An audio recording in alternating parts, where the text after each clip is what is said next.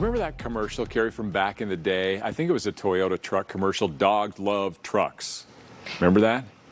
With the truck in the back? I think I do. Oh, you're just pretending. Just because I you're gonna vaguely tell me remember. that you weren't born then. Yeah, It was like in the that's 90s. not possible. Yeah. Well, what do you think is the best car for your dog? Well, this may not make the list, but our auto expert, Nik Miles, took his dog in a three-wheeler, and as you are going to see, Nik and the dog had a great time. So often we get to review vehicles that you would buy off of a dealer lot, but this is slightly different. This is called a Slingshot, and for this year they have brought out a new version of this vehicle that is a lot more dynamic. It's a two-wheel at the front, one wheel at the back, mixture between a motorcycle and a car. Kind of looks like I stole it from Batman. All I need to do now is put my helmet on and find me a Robin.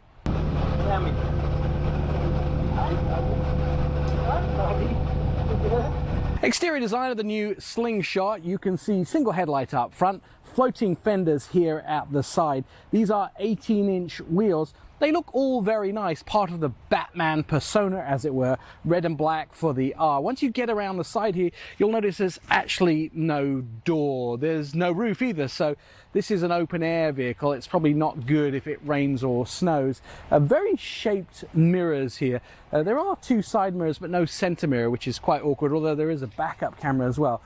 These double as roll bars here, nicely designed seats. Once you get all the way out to the back here, this is a huge 19-inch wheel at the back. It's a bit like a mullet, this car. It's all business in the front and party at the back.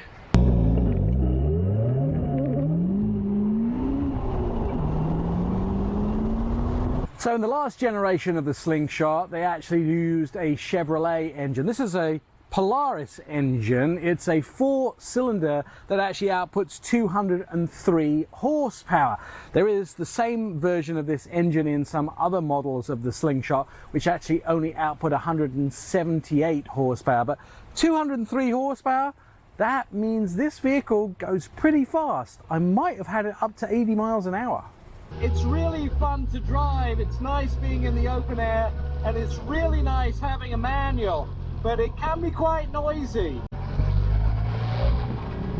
So what is the value of these vehicles? How much do they cost, and are they worth them buying? Well, they're not definitely a everyday commuting vehicle. They are kind of a fun specialist vehicle. They start around $21,000 for the base S version. Then you can step up to something like the SE, which is about $26.5 thousand. It goes up from there. The R, this one, $31,000, and then you can go actually to the top of the line, which is their $34,000 and is their Grand Tourer LE.